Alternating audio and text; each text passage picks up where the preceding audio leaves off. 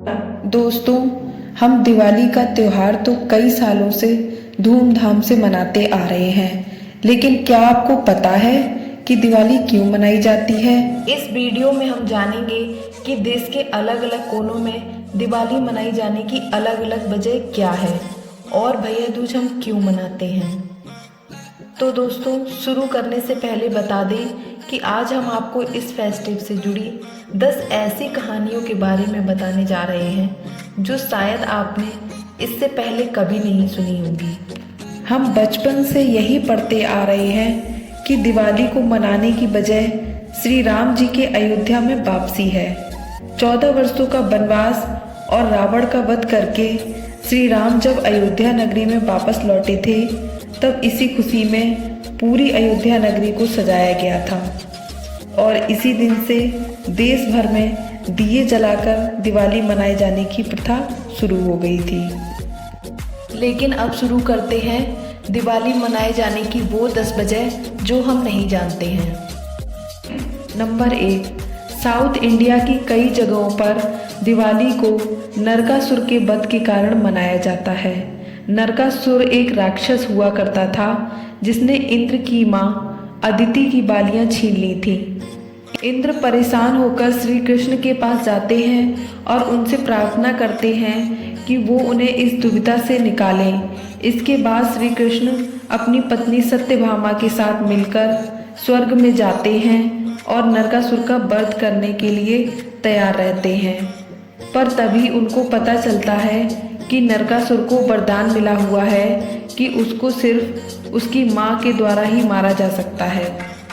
और ऐसे में श्री कृष्ण को पता चलता है कि ऐसा माना जाता है कि सत्यभामा कोई और नहीं बल्कि नरकासुर की माँ ही थी। नरकासुर सत्यभामा के हाथों मारा जाता है और श्री कृष्ण इंद्र की माँ की खोई हुई बालियाँ उनको दे देते हैं। इसी तरह बुराई पर अच्छाई के रूप में वह दिवाली मनाई जाती है। नंबर 2, महाभारत के अनुसार जब पांडव भाई 13 वर्षों के बाद वापस हस्तिनापुर लौटे थे तो वो दिन दिवाली का ही था। उस दिन हस्तिनापुर के सभी वासियों ने उनके लौटने की खुशी में पूरे नगर में सजावट की थी और दियों को जलाकर पूरे नगर को उज्जवल किया था। नंबर 3, पौराणिक ग्रंथों के अनुसार दीपावली के दिन ही माता लक्ष्मी दूध के सागर, जिसे दूधिया सागर के नाम से भी जाना जाता है, से उत्पन्न हुई थी और उसके 1 वर्ष बाद उनका विवाह भगवान विष्णु जी से उसी कार्तिक माह की अमावस्या की रात करा दिया गया था। इस पवित्र विवाह को चिन्हित करने के लिए दीपों की पंक्ति में सजाया गया और उत्सव मनाया गया। जिस तिथि को माता लक्ष्मी उत्पन्न हुई थी, उसी तिथि को भगवान कुबेर भी प्रकट हुए थे। हालांकि ये कथा श्री राम जी के अयोध्या से आने से भी पौराणिक काल की है।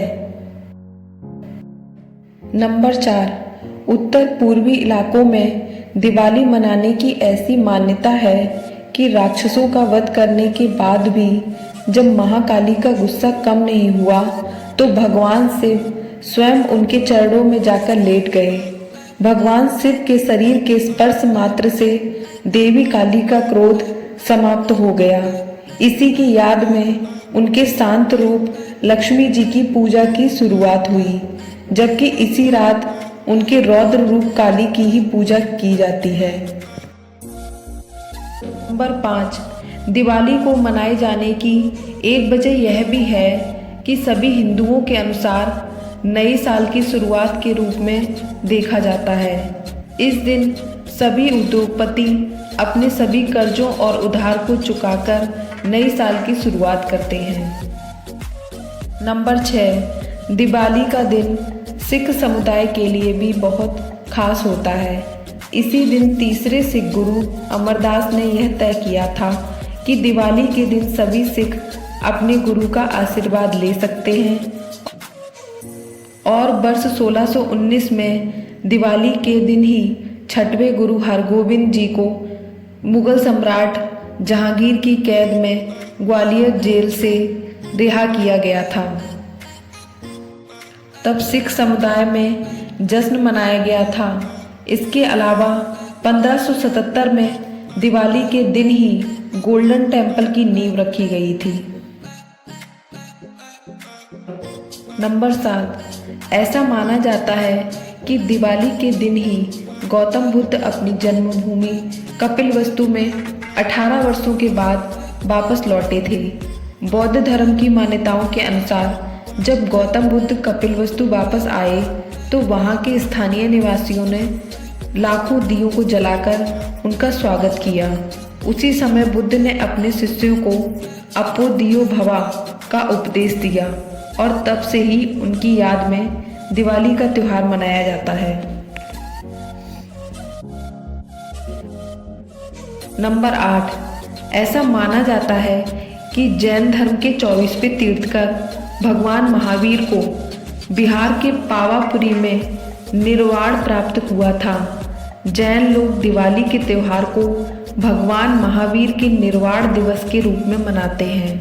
नंबर 9, ऐसा माना जाता है कि कार्तिक मास की अमावस्या के दिन आर्य समाज के संस्थापक महर्षि दयानंद को निर्वाण की प्राप्ति हुई थी। इसी कारण आर्य समाज के लोग भी दिवाली का पर्व अति उत्साह के साथ मनाते हैं।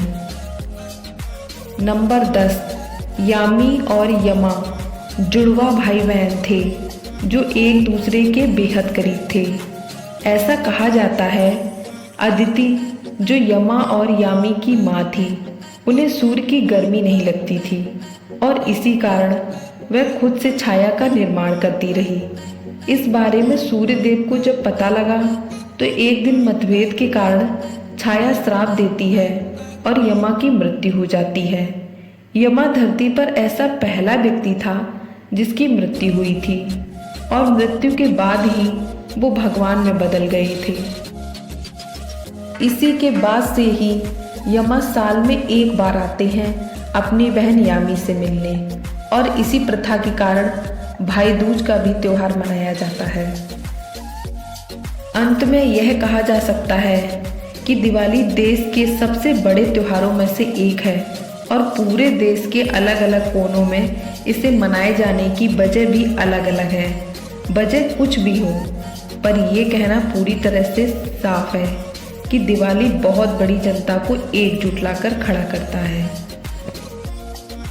दोस्तों, अगर आपको इस वीडियो से थोड़ी भी जानकारी मिली हो तो प्लीज़ लाइक करें और चैनल को सब्सक्राइब करें। फिर मिलेंगे दोस्तों अगली वीडियो के साथ। तो तब तक के लिए अपना ध्यान रखें, खुश रहें, मुस्कुराते रहें। धन्यवाद।